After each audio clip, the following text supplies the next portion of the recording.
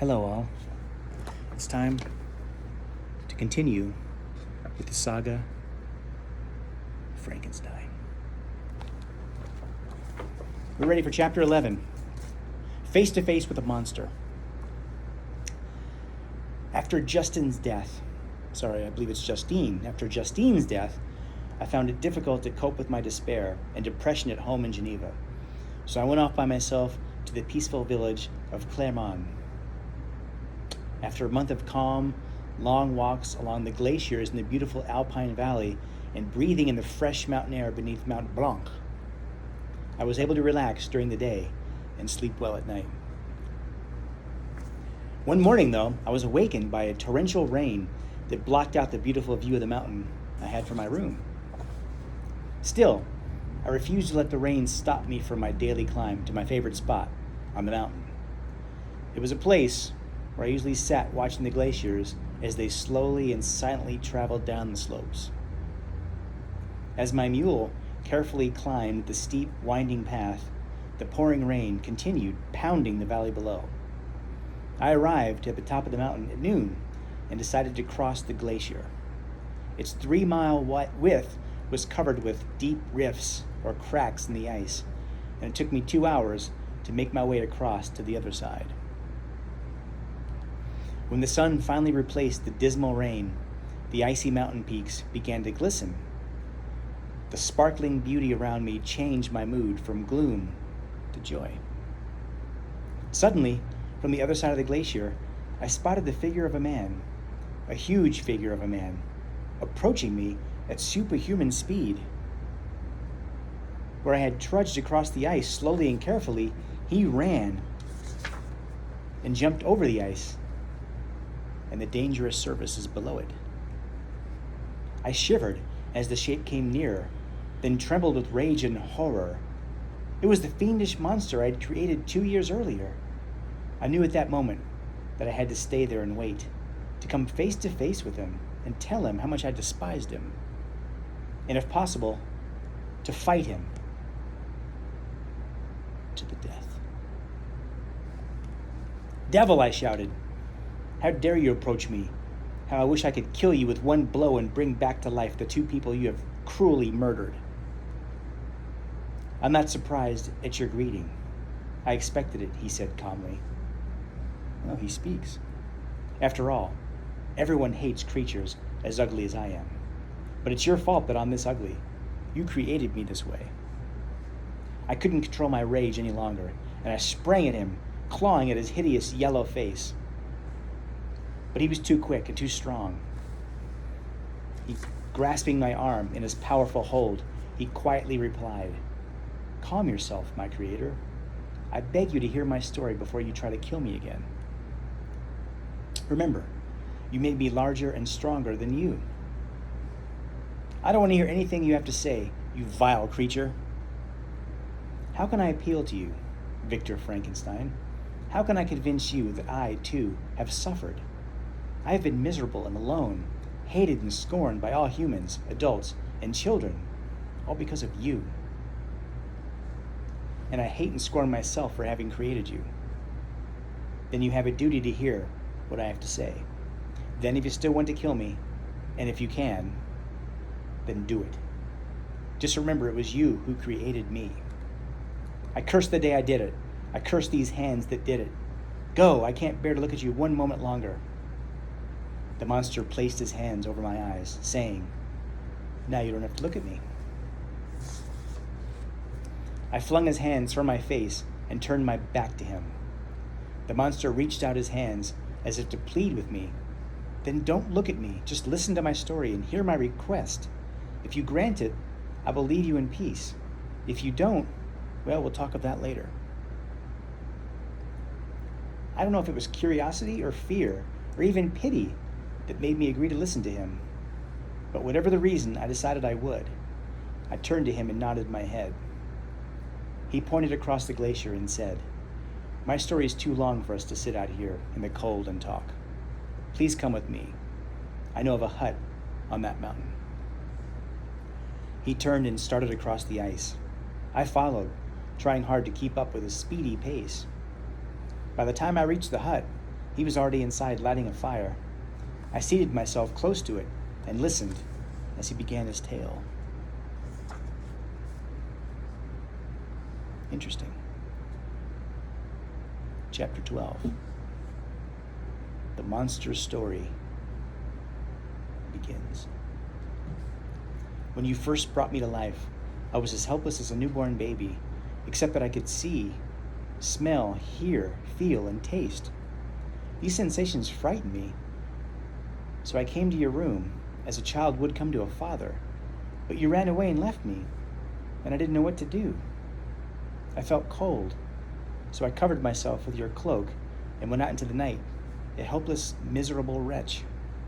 I remember weeping as I walked through the streets, and by the time I reached a forest outside of town, I was very tired and lay down on the damp ground near a brook.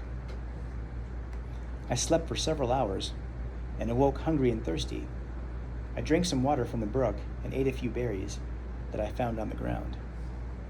I spent a month in that forest and watched the sun and moon changing in the sky. I got to know the pleasant sounds that birds made as they flew over my head. I tried making those sounds myself, but I couldn't. I tried making other sounds with my mouth, but the harsh noises that came out frightened me.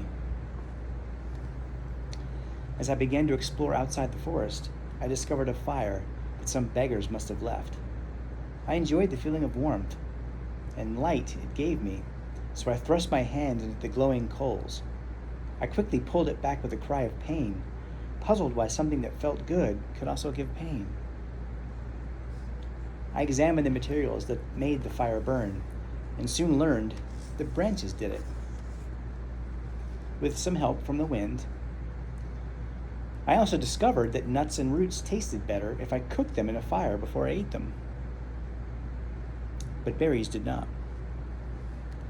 Soon my supply of food was used up, and I had to leave the forest and my fire. I found myself in open country, where a great white blanket of something cold on the ground hurt and chilled my feet. After 3 days of wandering without food or shelter, I came upon a small hut early one morning. I was hungry and tired when I dragged myself to the open door and went in. An old man was seated by a fire, cooking his breakfast. Seeing me in the room, he froze. Then he ran from the hut, screaming at the top of his lungs. I ate the man's breakfast, then lay down on some straw and fell asleep. I slept until noon, when the sun was high in the sky, then continued on my way, packing the leftover food from my breakfast in a pouch to take with me. After several hours of walking, I came to a village. I was awed by the many neat cottages and big houses with vegetables in the gardens and milk and cheese on the window ledges. I entered one of those houses, only to horrify everyone there. Children ran from me screaming, and women fainted. The screams alerted everyone in the village, and people began coming at me from all sides, throwing rocks, swinging tools, and shouting horrible threats. I fled from the village and ran across the open fields until I'd lost my pursuers. Many hours later, I came upon a wooden shed that was attached to a neat cottage. I didn't dare enter the cottage after what had happened in the village, but I did crawl into the shed. It wasn't tall enough for me to stand up in, and I was barely able to sit inside. But I didn't mind. I was grateful to have a place to sleep, one which would also give me protection from the snow and the rain, and from attacks by people.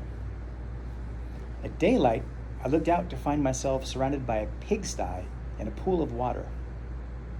The side of the shed where I had crept in was the only side open. I covered this opening with wood and stones, which I could move aside to enter and leave. I also gathered some straw to make a bed. Then I examined the planks of wood that formed the wall between the shed and the cottage. A large crack revealed an empty room on the cottage side. I crept out of the shed and into the cottage, hoping to find something to eat. I found a loaf of bread and a cup with which I was able to drink water from the pool. I decided to make the shed my home until something or someone forced me to leave. It was a paradise compared to living out in the open fields or in the forest. As the days passed, I learned that 3 people named DeLacy lived in that cottage. A young woman called Agatha, her brother Felix, and their older blind father. The family was very poor, and the 2 young people worked hard to feed and care for their beloved father, often going without food themselves so that the old man could eat. They had only a few vegetables from their garden and little milk from their cow. The kindness and love these people showed each other moved me deeply, and rather than steal any more food from them, I went out at night in search of berries and nuts in the forest. I also borrowed the young man's tools at night and cut wood for them. I left it at their door as a surprise and enjoyed their pleasure at their good fortune when they found it there each morning. I was amazed to discover that they could bring fire into the cottage to cook their food and light up the room. At night, the young man and woman used this fire on a candle to read to the old man. The words they read were like those they spoke, and they read them from things called books. As the days, weeks, and months went by, I taught myself to speak these words. I hoped that one day I would be able to introduce myself to them, and I wanted more than anything to be able to speak to them in their words. Perhaps that way they would overlook my ugliness. Oh yes, I learned just how ugly I was when I saw my reflection in the water in the pond. One morning, a beautiful lady arrived at the cottage on horseback. Felix greeted her warmly and called her Safi. Safi was his fiancée and was here to marry him. She'd come from a faraway country called Turkey and didn't speak the same language as the family. Felix and Agatha spent the weeks following Safi's arrival teaching her to speak and read their language. Through the cracks in the wood, I listened to them and learned to speak many of their words too. On one of my trips into the forest, I found a suitcase containing some clothing and several books. I used those books to teach myself to read, along with Safi. I spent the winter and spring enjoying my simple life and taking pleasure in the happy family I felt so close to. I was proud of the progress I was making in speaking all these words, and the family spoke them also. But what good were words when I had no one to speak them to? Would I ever be able to face people and not have them run away from my ugliness? Would I ever have someone look at me with the expression of love, as I saw with Felix and Safi? Would I ever have friends or a family?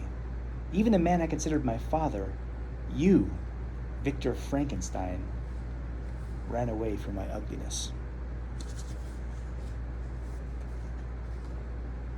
All right, we'll stop there for today. It's getting pretty good. We'll continue with Frankenstein later. Stay tuned.